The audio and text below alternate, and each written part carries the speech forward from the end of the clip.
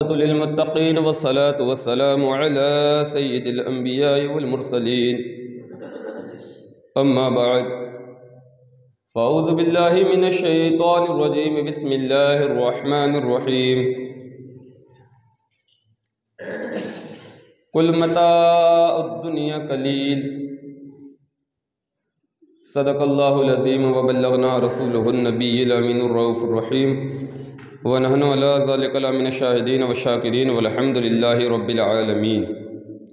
انتہائی عقیدت و احترام کے ساتھ مکین گنبد خضراء سیاہ لامکہ نازش ہر دو جہاں احمد مجتبیٰ محمد مصطفیٰ صلی اللہ تعالیٰ علیہ وسلم کی بارگاہ عالی میں ہدیہ درود و سلام پڑھیں، جی لگا کر محبت کے ساتھ اللہم صلی علی سیدنا شفیعنا حبیبنا مولانا محمد مبارک وسلم صلاۃ و سلام علیکہ یا رسول اللہ صلی اللہ تعالیٰ علیہ وسلم۔ حضرت سیدنا شرف الدین شیرازی رضی اللہ تعالیٰ عنہ کا وہ رباعی اور امام اہل سنت اعلیٰ حضرت امام احمد رضا فاضل بریلوی رضی اللہ تعالیٰ عنہ کا کلام جو انہوں نے سرکار مدینہ سید عالم صلی اللہ تعالیٰ علیہ وسلم کی بارگاہ عالی میں پیش کیا تھا، اس کے دو تین شعر سماعت فرما لیں۔ اس سے پہلے اس کا جو پس منظر ہے وہ بھی سمجھ لیں کہ حضرت سیدنا شرف الدین شیرازی رضی اللہ تعالیٰ عنہ نے ایک مرتبہ یہ دل میں خیال آیا کہ سرکار علیہ السلام کی نعت لکھیں، تو آپ نے روزہ رکھا، نماز فجر ادا کی اور اس کے بعد لکھنے کے لیے بیٹھے۔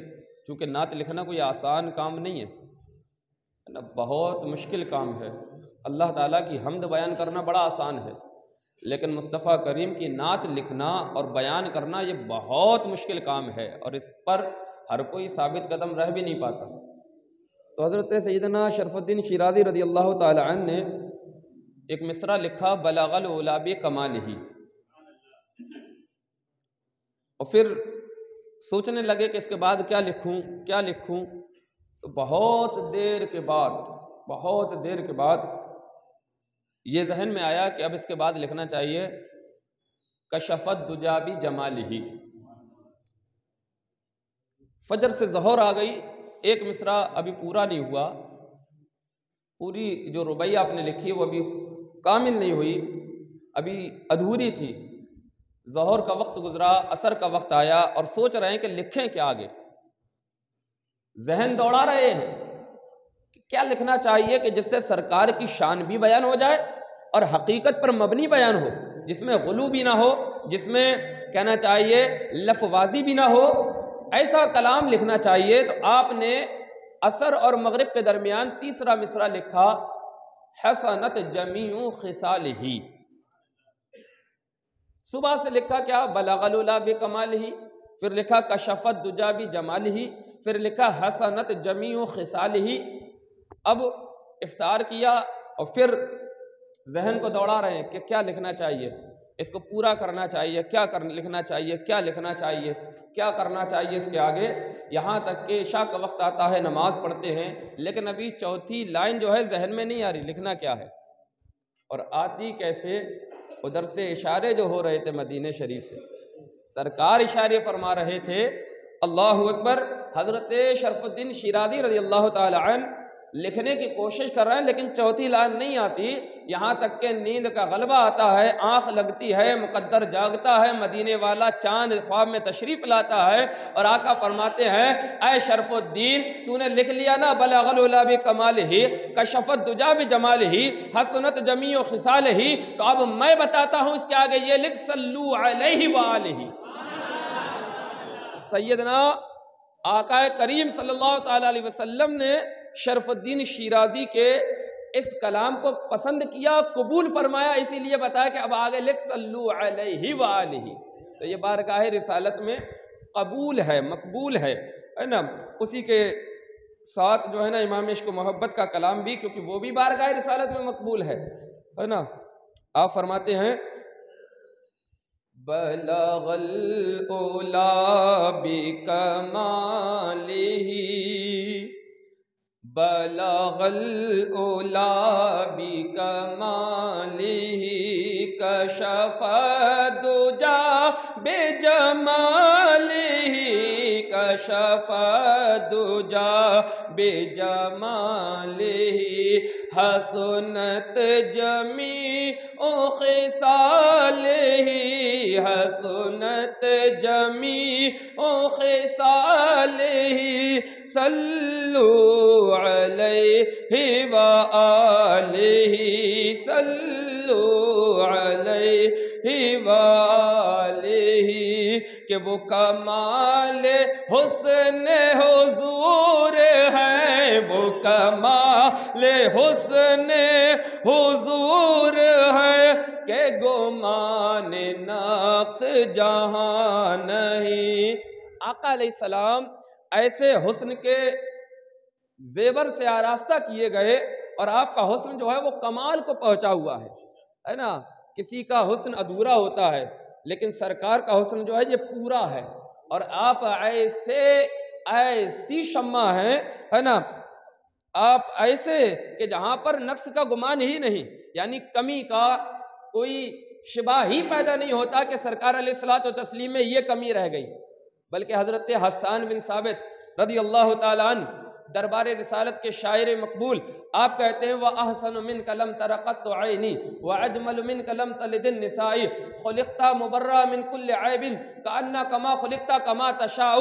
اے محبوب میری آنکھ نے آپ سے جیسا حسین دیکھا ہی نہیں، اے محبوب کسی کی سوچ میں کسی کی فکر میں آپ سے زیادہ حسین کوئی گزرا ہی نہیں، اے محبوب آپ کو رب نے ہر عیب سے، ہر نقائص سے، ہر برائی سے، ہر گندگی سے آپ کو پاک پیدا فرمایا، اور اے محبوب آپ کو پیدا ہی ایسا فرمایا جیسا آپ چاہتے تھے، جیسا آپ چاہتے تھے آپ کو رب نے ویسا ہی پیدا فرمایا۔ تو کہتے ہیں کیا کوئی کمی نہیں، عیب کا، نقص کا، کمی کا کوئی گمان تک نہیں ہو سکتا۔ سرکار علیہ الصلوۃ والتسلیم کو اللہ نے وہ حسن عطا فرمایا ہے نا۔ حسن کھاتا ہے جس کے نمک کی قسم، ہے وہ نمکی حسن والا ہمارا نبی، سمجھے؟ تو اسی کو کہا کہ وہ کمال حسن حضور ہے کہ گمان نقص جہاں نہیں، یہی پھول خار سے دور ہے، یہی پھول خار سے دور ہے، یہی شمع ہے کہ دھواں نہیں۔ خار کہتے ہیں کانٹے کو، گلاب کتنا خوبصورت پھول ہوتا ہے، ہر آدمی اسے پسند کرتا ہے، لیکن اس کے ساتھ کانٹے ہوتے ہیں، کانٹے ہوتے ہیں گلاب کے ساتھ، اور بھی آپ پھولوں کو دیکھیں تو اس میں کانٹے ہوتے ہیں، لیکن سرکار علیہ السلام اللہ رب العزت کے گلشن کا ایک ایسا پھول ہے جس میں کانٹے ہے ہی نہیں۔ اور آپ موم بتی جلائیں، دھواں ہوتا ہے موم بتی میں؟ ہوتا ہے۔ یہ بلب جل رہا ہے نا، اس میں بھی دھواں ہے۔ آپ کو کیسے؟ آپ دیکھ لینا بلب کے سائٹوں کا جو حصہ ہوگا وہ کالا پڑ جائے گا، ان میں دھواں ہوتا ہے، جو شمعہ جلتی ہے اس میں دھواں ہوتا ہے، لیکن سرکار اللہ کے ایسے نور ہیں کہ جس میں دھواں ہی نہیں ہے۔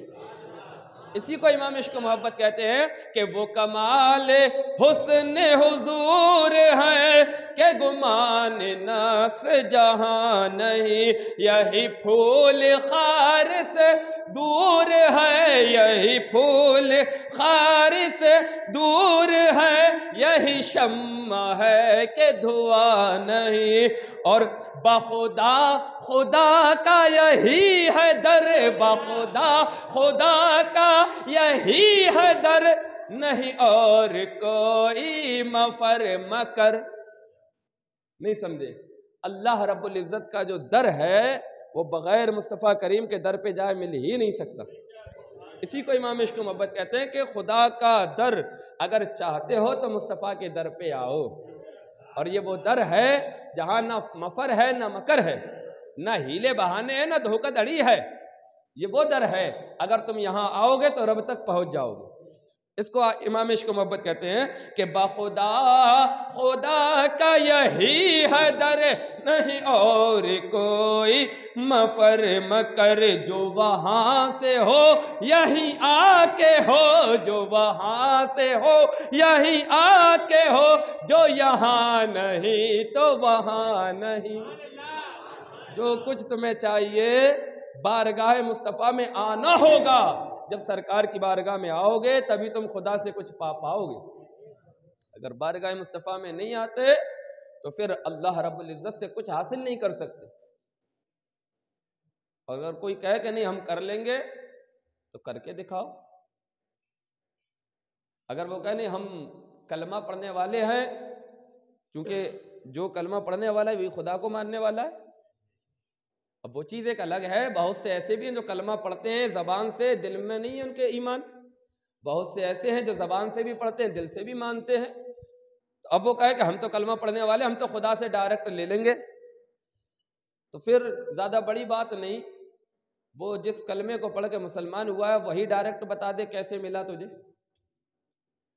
وہ کلمہ جو ملا ہے وہ بھی مصطفیٰ کے صدقے میں ملا ہے، مصطفیٰ کے ذریعے سے ملا ہے۔ جس کلمے کو پڑھ کے تو اپنے آپ کو مسلمان ہونے کا دعویٰ کر رہا ہے، یہ بھی تجھے در مصطفیٰ سے ملا ہے۔ تو جب تجھے ایمان جیسی عظیم نعمت در مصطفیٰ سے مل رہی ہے تو پھر دنیا کی چیزیں اگر تجھے چاہنا ہے تو اس کے لیے بھی تجھے در مصطفیٰ پر آنا ہوگا۔ اگر سرکار کی بارگاہ میں نہیں آتا، سرکار علیہ الصلوۃ والتسلیم کے در پہ حاضری نہیں دیتا تو اللہ رب العزت سے کچھ حاصل نہیں کر سکتا۔ اسی کو کہا بخدا خدا کا یہی ہے در، نہیں اور کوئی مفر مکر جو وہاں سے ہو یہیں آ کے ہو۔ جبرائیل آسمان سے آیا وہی لے کر کس کی بارگاہ میں؟ زمین میں مصطفیٰ کی بارگاہ میں آئے، اور آنے کے بعد کہا یا رسول اللہ علیہ السلام یہ قرآن ہے آپ کی بارگاہ میں لے کر آیا ہوں، کلام ہے خدا کا، اللہ دے رہا ہے لیکن مل در مصطفیٰ سے رہا ہے۔ ملا جو ہے وہ بارگاہ رسالت سے ملا ہے، ملا جو ہے وہ آمنہ کے در یتیم کے در سے ملا ہے، ملا جو ہے وہ حسنین کے نانا کے در سے ملا ہے۔ لہذا اگر تمہیں قرآن چاہیے تو در مصطفیٰ، نماز چاہیے تو در مصطفیٰ، حج کے ارکان چاہیے تو در مصطفیٰ، روزے چاہیے تو در مصطفیٰ، زکوٰۃ کے احکام چاہیے تو در مصطفیٰ، زندگی گزارنا کیسی ہے در مصطفیٰ، زندگی گزارنے کے بعد دنیا سے جانا ہے تو اس میں کیسے جانا ہے در مصطفیٰ۔ ہر اعتبار سے تمہیں در مصطفیٰ کا محتاج ہونا پڑے گا اگر تم کامیابی چاہتے ہو تو، اور کامیابی نہیں چاہتے تو کوئی مسئلہ ہی نہیں بنتا، کوئی بات ہی نہیں بنتی۔ جسے کامیابی چاہیے دنیا اور آخرت کی اس کو در مصطفیٰ کو تھامنا ہوگا، ہے نا؟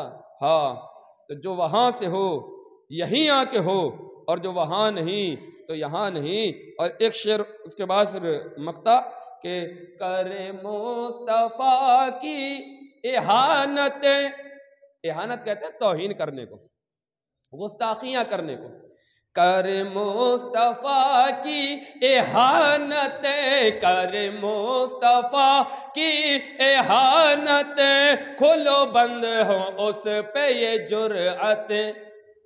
ایک طرف کہتے ہیں کہ ہم خدا کو مانتے ہیں، رسول اللہ کو مانتے ہیں، ہم قرآن کو مانتے ہیں، لیکن قرآن کہہ رہا ہے اللہ تعالیٰ نے اپنے محبوب کو ما کانا وما یکون کا علم عطا فرمایا۔ اب یہ بندہ کہہ رہا ہے کہ ہم یہ نہیں مانتے، تو کہاں مانا؟ اسی کو کہا کر مصطفیٰ کی احانت، کھولو بند ہو اس پہ یہ جرأت۔ اور پھر کہتا کہ میں کیا نہیں، کہ میں کیا نہیں ہوں محمدی، کہ میں کیا نہیں ہوں محمدی، ارے ہاں نہیں، ارے ہاں نہیں۔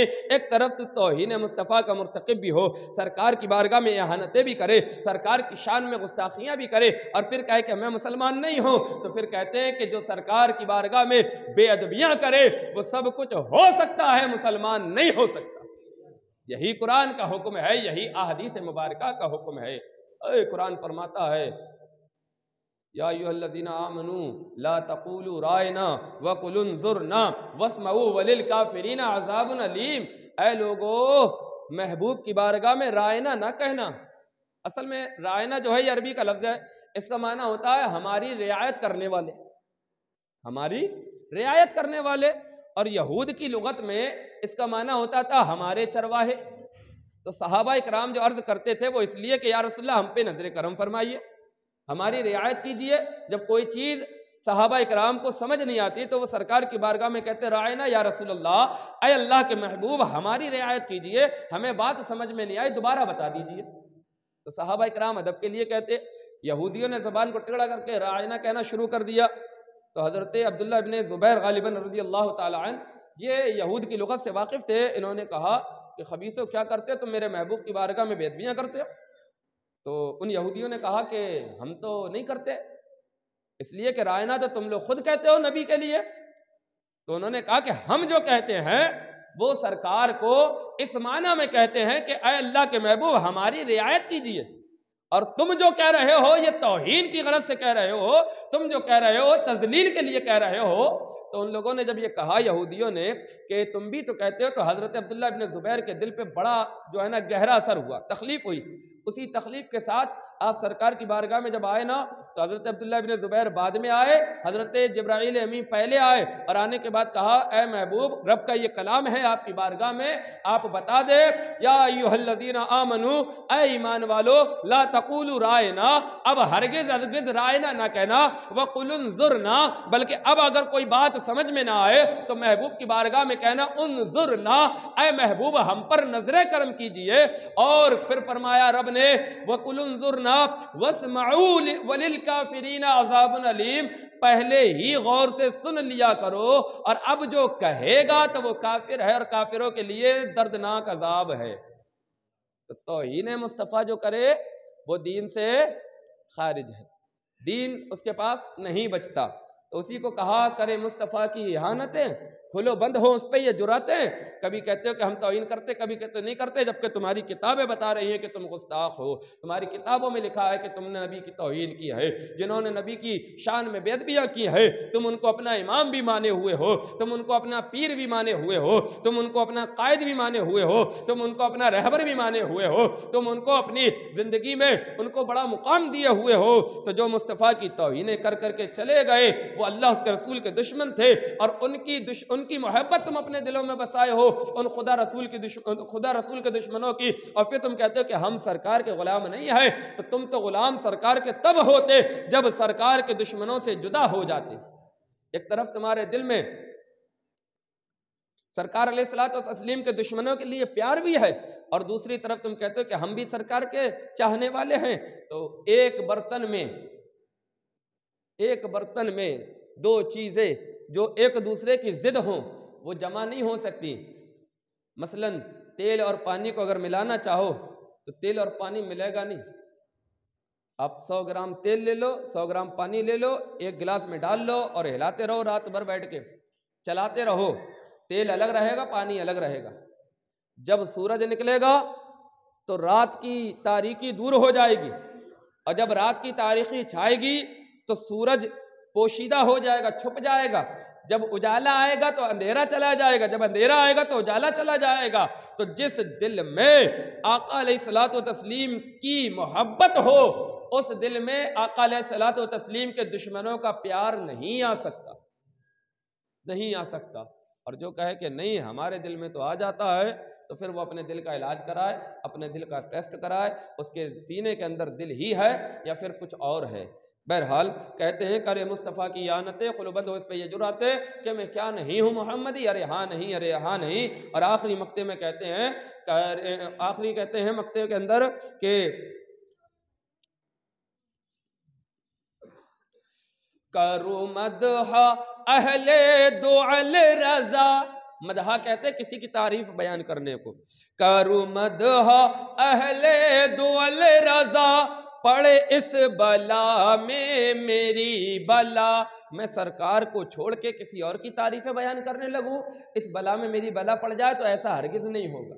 اس لیے کہ احمد رضا نے مصطفیٰ کے در کے ٹکڑے کھائے ہیں، مصطفیٰ کے در کا نمک کھایا ہے. زندگی بھر احمد رضا مصطفیٰ کریم کا محبت کا جام پیتا اور پلاتا رہا، آخری وقت بھی مصطفیٰ کریم کی محبت کا جام پیا اور پلایا. لہٰذا احمد رضا کے قلم سے، احمد رضا کی زبان سے دنیا داروں کی تعریف نہیں سنو گے، اگر احمد رضا کے قلم اور زبان سے سنو گے تو مدینے والے کی تعریف سنو گے. یہ ان کی شان، یہ ان کا حصہ ہے جو اللہ نے ان کو عطا فرمایا. کرو مدح اہل دعل رضا، پڑے اس بلا میں میری بلا. میں گدا ہوں اپنے کریم کا، میں گدا ہوں اپنے کریم کا، میرا دین پارائے نہ نہیں. پارا کہتے ہیں ٹکڑے کو، نان کہتے ہیں روٹی کو۔ میرا دین روٹیوں کے ٹکڑوں پہ پلنے والا نہیں ہے۔ میں نے جب در مصطفیٰ کا نمک کھا لیا ہے، اب مجھ سے کسی کی قصیدہ خوانی، کسی کی تعریف، کسی کی مدح سرائی نہیں ہوگی۔ اب جب بھی احمد رضا کا قلم اٹھے گا تو کبھی کہے گا سب سے اولا و اعلیٰ ہمارا نبی، سب سے بالا و بالا ہمارا نبی۔ جب قلم اٹھے گا تو یہ کہتا ہوا اٹھے گا، کون دیتا ہے دینے کو منہ چاہیے، دینے والا ہے سچا ہمارا نبی۔ جب قلم اٹھے گا تو یہی کہے گا، سرور کہوں کی مالک کو، مولا کہوں تجھے، باغ خلیل کا گل زیبا کہوں تجھے۔ جب قلم اٹھے گا تو اس طریقے سے اٹھے گا، صبح و طیبہ میں ہوئی بٹتا ہے باڑا نور کا، صدقہ لینے نور کا آیا ہے تارا نور کا، میں گدا تو بادشاہ بھر دے پیالہ نور کا، نور دندونا تیرا دے ڈال صدقہ نور کا۔ جب قلم اٹھے گا تو پھر احمد رضا کا قلم مصطفیٰ کی تعریف بیان کرے گا، اور کس انداز میں کرے گا؟ کبھی کہے گا وہ سرور کشور رسالت جو عرش پر جلوگر ہوئے تھے، نئے نرالے طرب کے ساما عرب کے مہمان کے لیے تھے، بچا جو ان کے طلبوں کا دھوبن، بنا وہ جنت کا رنگ روگن، جنہوں نے دولہ کی پائی اترن وہ پھول گلزار نور کے تھے۔ جب قلم اٹھے گا تو یہ کہتا ہوا نظر آئے گا، چلتا ہوا نظر آئے گا، یہ رضا کے نیزے کی مار ہے کہ عدو کے سینے میں غار ہے، اس چارہ جوئی کا وار ہے کہ یہ وار وار سے پار ہے۔ جب قلم اٹھے گا تو یہ کہتا ہوا نظر آئے گا، حبیبی یا رسول اللہ علیہ السلام تم ہے جانا، تم ہے مانا، نہ رکھا غیر سے کام، للہ الحمد میں دنیا سے مسلمان گیا۔ سرکار علیہ السلام کی تعریف، ان کی توصیف، ان کی نعت اس دور میں جس نے ایسے بہترین انداز میں قلم بند کی ہے کہ آج بچہ بچہ ہے نا، بوڑھا بھی ہے، بچہ بھی ہے، وہ بھی کہہ رہا ہے، اس کی زبان پہ یہ ترانے ہیں، کون دیتا ہے دینے کو منہ چاہیے، دینے والا ہے سچا ہمارا نبی۔ یہ احمد رضا کا ہی حصہ تھا جو اللہ تعالیٰ نے ان کو عطا کیا اور انہوں نے امت کو دیا۔ بہرحال میں نے آیت کریمہ پڑھی تھی قرآن مقدسہ کی، اللہ فرماتا ہے کل متاع الدنیا قلیل، دنیا کا جو سامان یہ تھوڑا ہے، پوری دنیا کی جو چیزیں ہیں یہ تھوڑی ہیں، تھوڑی سی، اور جنت کے اندر کیا ہے؟ کوئی چیز تھوڑی نہیں ہے، جنت میں کوئی چیز کم نہیں ہے۔ دنیا کی چیزوں کو رب نے کہا یہ تھوڑا ہے، متاع الدنیا، دنیا کی تمام چیزیں جو تھوڑی سی ہیں، یہ زندگی بھی تھوڑی سی ہے۔ نہیں سمجھے میری بات؟ کتنے دن کی زندگی ہے؟ 3 دن کی۔ لوگ کہتے ہیں 4 دن کی، 4 نہیں 3 دن کی۔ ایک دن بچپنا ہے، دوسرا دن جوانی ہے، اور تیسرا دن بڑھاپا ہے۔ اس کے بعد بھی کوئی زمانہ آتا ہے؟ بڑھاپے کے بعد کوئی آتا ہے؟ نہیں، 3 زمانے ہیں، بچپنا ہے، جوانی ہے، بڑھاپا ہے، اور بڑھاپے کے بعد جو آتی ہے وہ موت ہے۔ تو دنیا کی ہر چیز تھوڑی ہے، یہاں کی نعمتیں بھی تھوڑی ہیں۔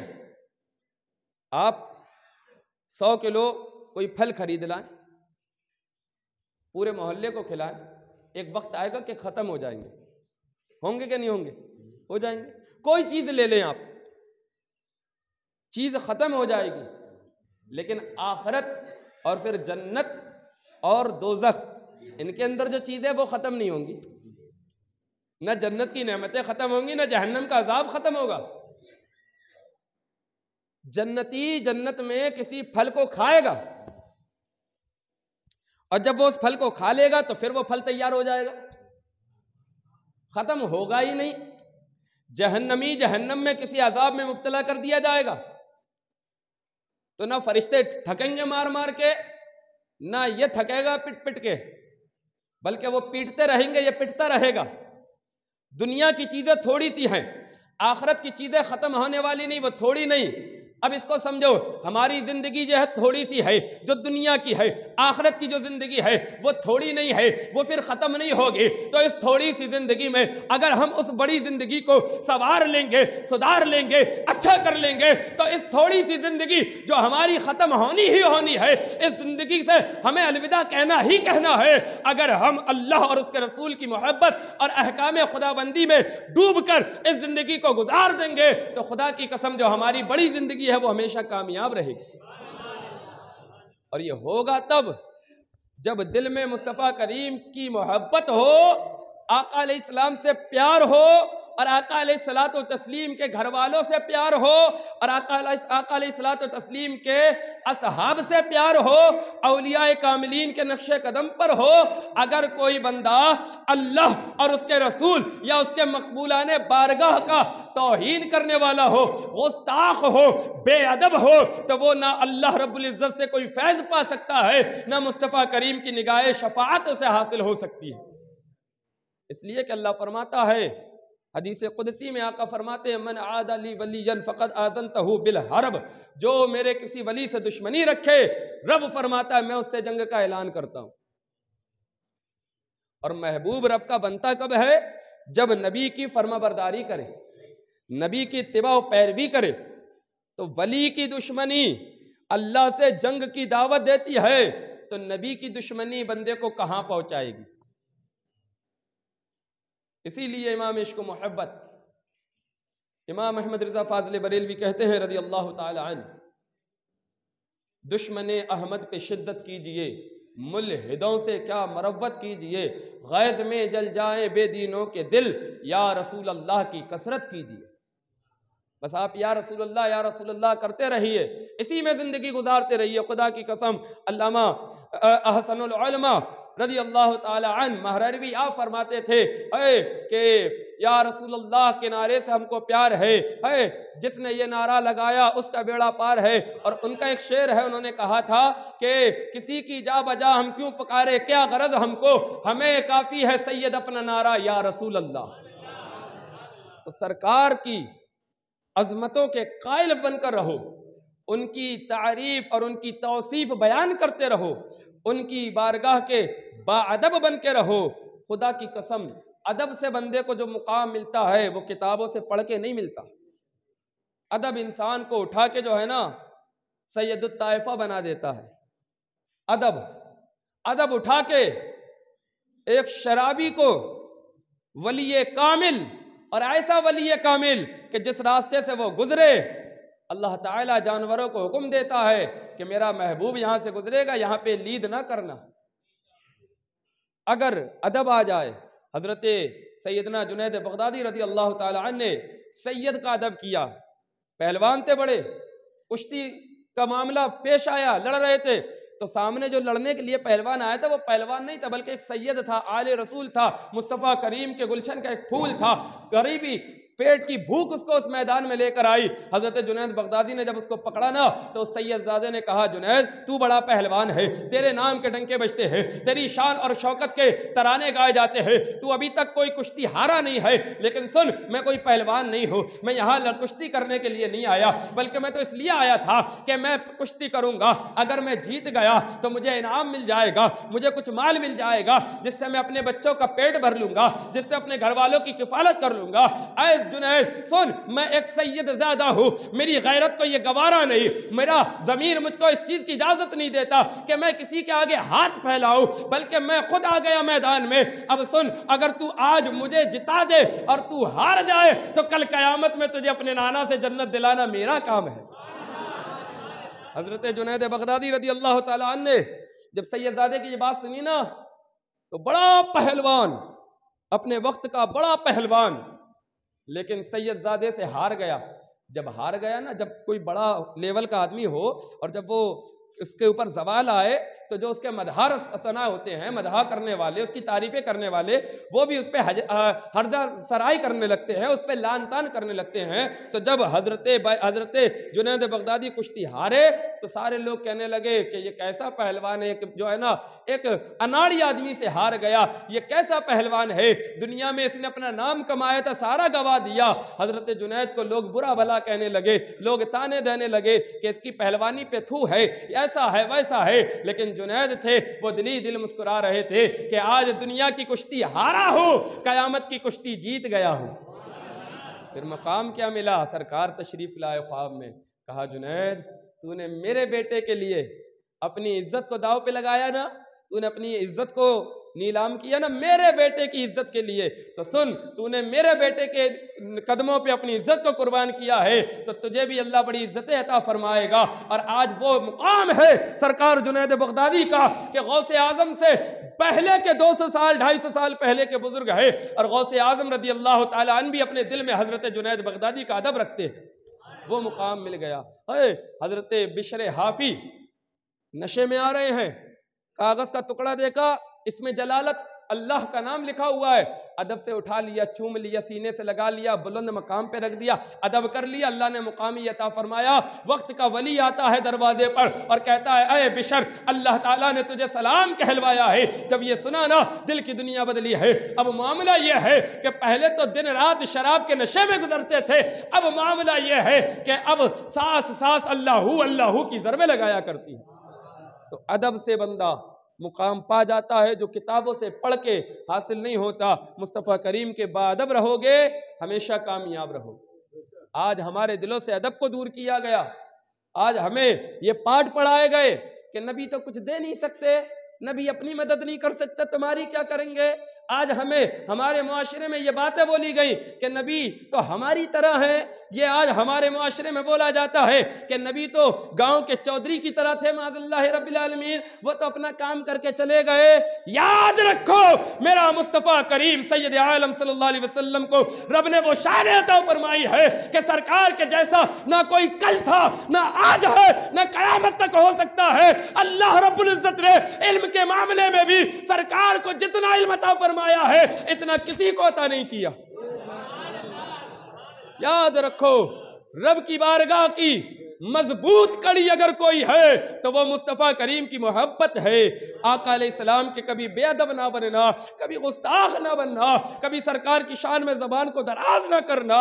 اگر تمہاری زبان ہلکی سی بھی اٹھی اللہ تمہارے اعمال برباد کر دے گا، تمہارا ایمان برباد کر دے گا، تمہیں شعور تک نہیں ہوگا۔ خدا فرماتا ہے قرآن میں اے لوگو اگر تمہاری آوازیں میرے محبوب کی بارگاہ میں بلند ہوئی، تیز ہوئی تو ہم تمہارے اعمال برباد کر دیں گے اور تمہیں شعور تک نہیں ہوگا، تمہیں پتہ تک نہیں چلے گا۔ لہٰذا مصطفیٰ کریم سے سچی محبت اور اس محبت کی دلیل یہ ہے کہ بندہ گناہوں سے اجتناب کر لے، گناہوں کو چھوڑ دے، برائیوں کو چھوڑ دے، نمازوں کے قریب آئے، اپنی پیشانیوں کو سجدے سے سجائے، اپنی پیشانیوں میں سجدے کے جمال پیدا کرے، اپنے دل میں مدینے والے کی محبت کا کمال پیدا کرے، اور زندگی جب اس کی گزرے تو اس حال میں گزرے جس کو سرکار مفتی اعظم ہند نے کہا تھا، میں سو جاؤں یا مصطفیٰ کہتے کہتے، کھلیں آنکھ صلی علی کہتے کہتے۔ بس زندگی جب بند ہو آنکھیں ہماری زندگی کی، چونکہ یہ دنیا کی زندگی تھوڑی ہے اور ان قریب یہ ختم ہونے والی ہے، تو جب یہ زندگی کی دنیا کی زندگی جب ختم ہو، آنکھیں بند ہو، تو زبان پہ جاری ہو محمد محمد یا رسول اللہ، میں سو جاؤں یا مصطفیٰ کہتے کہتے، اور قیامت کے دن جب ہماری آنکھیں کھلے تو صلی علی کہتے کہتے۔ اللہ کریم اپنے حبیب کے صدقے میں ہم سب کو آقا علیہ السلام کی بارگاہ کا سچا باادب اور آقا علیہ الصلوۃ والتسلیم کی محبت میں سرشار بنائے، ان کی محبت میں جلائے، انہی کی محبت میں ہمیں موت نصیب فرمائے۔ کہنے سننے میں جو خامی ہو اللہ تعالیٰ رب قدیر جو ہے نا اپنے محبوب مکرم صلی اللہ علیہ وسلم کے صدقے طفیل